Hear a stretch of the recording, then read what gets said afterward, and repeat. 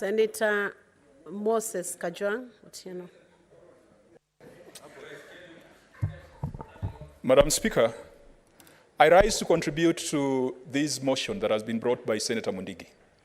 When Senator Mundigi gave notice of this adjournment motion, after 5 minutes, he was again on the floor of the Senate asking for a statement on the subsidized fertilizer scheme, alleging that the subsidized fertilizer is unavailable, it has been brought too late, and it is not serving the ends that it's supposed to serve. What a contradiction, Madam Speaker. And I want to tell Senator Mundigi, the mover of this motion, that tomorrow we shall be on the streets to ask for questions about that subsidized fertilizer. Madam Speaker, I want to assure Senator Cherargei, who also spoke to that statement. And Madam Speaker, I was not in the chamber, but I was following. And he made a very eloquent, a very articulate rider on that statement, saying that when he was in Nandi, the farmers said it should extend beyond maize farmers, it should go to sugarcane farmers, it should go to other farmers. Tomorrow we shall be on the streets demanding that the fertilizer goes to sugarcane farmers. Senator Moses Kajwang, I want you to heed when I rise to speak on something. Senator Med, what's your point of order? Speaker, I would not want to have interrupted my chair. I'm actually surprised that he's saying that tomorrow he will not be in the House, where we'll be having 2 sessions in the morning and one in the afternoon.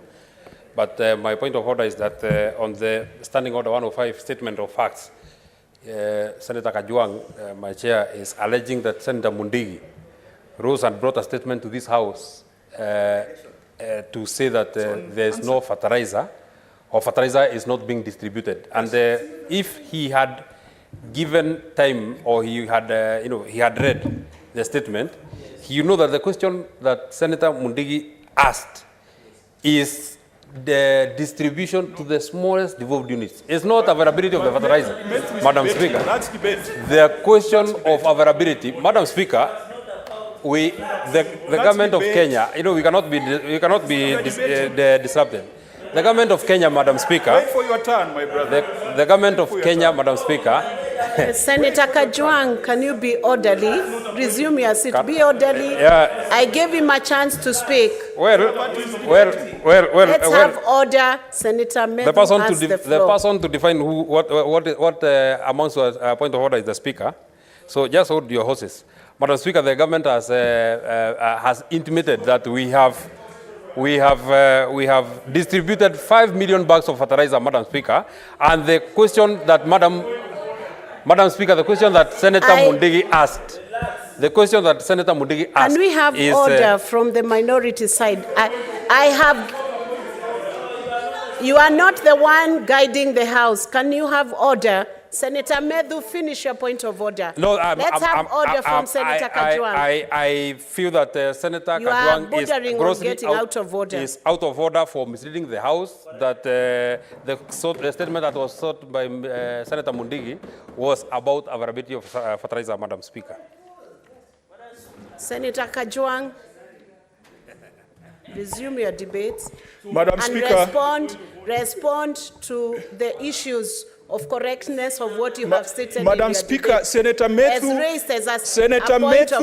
can decide to believe what he wants to believe. But this is the intellectual amnesia that this House has been accused of. And if he wants me to withdraw, I withdraw. And if that's going to make him happy, then allow me to proceed. Madam Speaker, I want to stand with the many men and women who have been felled by police bullets while they are only exercising their rights that are enshrined in the Constitution. Madam Speaker, there are people in this country who wish to rule like Moi did. Unfortunately, they cannot rule like Moi because they don't have the constitution that Moi had. There are people who think that they can rule like Kibaki. Unfortunately, they do not have the intellectual infrastructure and capacity to rule the way Kibaki did. Madam Speaker, we shall be on the streets tomorrow in pursuit of our economic, political, and social rights that are in the Constitution. And Madam Speaker, those rights are not granted by the Constitution. They are not granted by the state. The state and the Constitution are mere custodians of those rights on behalf of the people of Kenya. And so, when you see people out there with sufurias on their heads. And Madam Speaker, I've also not seen people walking around with wheelbarrows as a transformational economic model. So just allow us to walk with sufurias the way you also bamboozled the nation with wheelbarrows. And today, that wheelbarrow, Madam Speaker, is not moving because instead of greasing the wheelbarrow, they have poured sand on the wheels of that wheelbarrow. They have poured sand by making sure that petroleum is inaccessible, Madam Speaker. Just this week, a parent called me and told me that the school has imposed an additional 10,000 fee on all parents. Why? Because the cost of basic food and commodities has gone up, and school principals have to make sure that their children eat. I know the children that are sitting in the Speaker's gallery today, the parents and the teachers whose children are here in the Senate. Understand me when I say that even schools are unable to make ends meet. Madam Speaker, law and order is a responsibility of the police to maintain. And that is a duty that has been granted to the police by the Constitution of Kenya. What our duty as the opposition and our duty as majority of Kenyans is... Senator Kajwang, let's hear the point of order.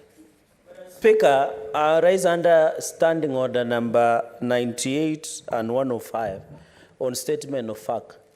Senator Kajwang, who is my chair, is stating that the price of cost of living and food has gone up. Yet, 1 year ago, his party leader, that's Raila Odinga and Uhuru Kenyatta, were in power. And the cost of unga was 230 shillings. Now, Madam Speaker, the price of unga has come down to 170 shillings. Why did they not demonstrate? Madam Speaker, and I can tell them, there is no one. He has said that some people want to rule like Moi or Kibaki. But we don't want to lose like Raila Odinga perpetually, Madam Speaker. We cannot. My point of order is that let the facts, understanding 105, Madam Speaker. But Madam Speaker, you don't need to shout. This is not a marketplace. Can you request us? You don't need to shout. You just need to listen. You don't need. This is not a shouting match, Madam Speaker. The minority side, they always work out. They can work out. We don't care. They can work out. Madam Speaker, my point of order is they can work out. Who are they? They can work out. Madam Speaker, understanding 105. Madam Speaker, understanding 105. Are you listening? The Senator of Homa Bay. I'm talking, Senator Chiralige. Senator Chiralige, when the chair is speaking, you must heed. Correct.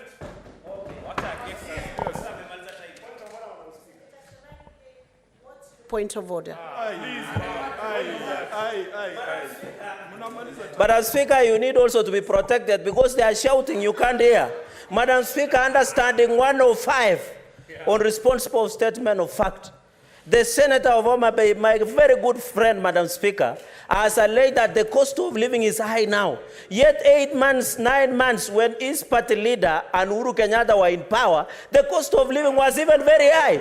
Is it in order, Madam Speaker, when we had the price of unga was 230 shillings. Now the price of unga is 170 shillings, Madam Speaker.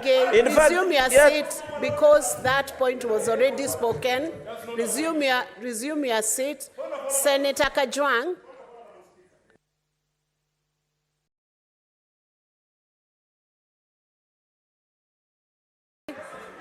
Senator Eddy.